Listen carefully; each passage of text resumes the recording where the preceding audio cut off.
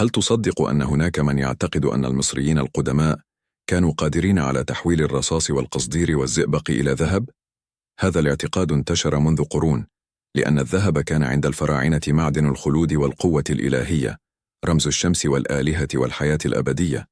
لكن هل كان ذلك علماً حقيقياً أم فهماً خاطئاً لتقنيات متقدمة سبقت عصرها؟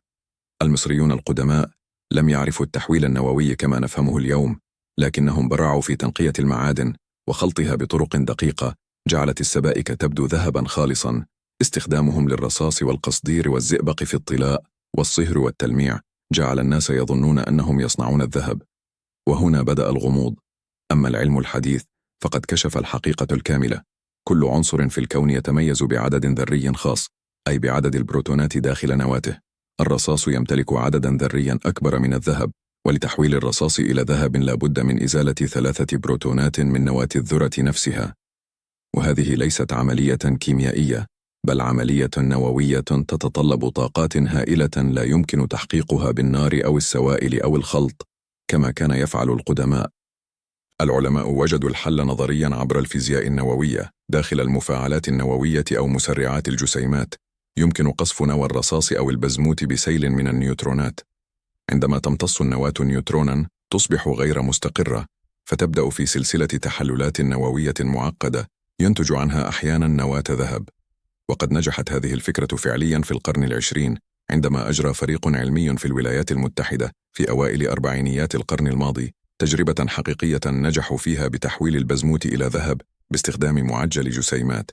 لكن المفاجأة كانت صادمة. الذهب الناتج كان مشعاً وخطيراً، ويعيش لفترة قصيرة لا تتجاوز بضعة أيام قبل أن يتحلل إشعاعياً. هذا الذهب لا يصلح للزينة ولا للاستخدام الصناعي، بل يجب عزله بالكامل لأنه يطلق إشعاعات قاتلة. كما أن تكلفة إنتاج كمية ضئيلة جدا من هذا الذهب تفوق قيمته آلاف المرات، لأن العملية تتطلب مفاعلات نووية وطاقة هائلة وتقنيات فصل معقدة، مما يجعلها غير مجدية اقتصاديا على الإطلاق. إذن ماذا عن الفراعنة؟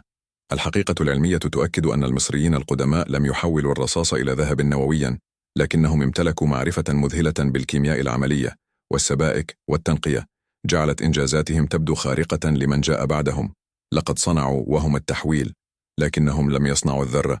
الخلاصة المذهلة: العلم الحديث حقق ما حلم به الخيميائيون، لكنه اكتشف أن الحلم مكلف وخطير وغير عملي.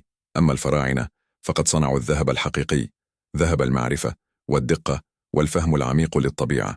والسؤال الذي يظل مفتوحا: كم من علوم القدماء لم نفهمها بعد؟ وكم من أسرارهم لا تزال تنتظر من يقرأها بعين العلم لا بعين الأسطورة؟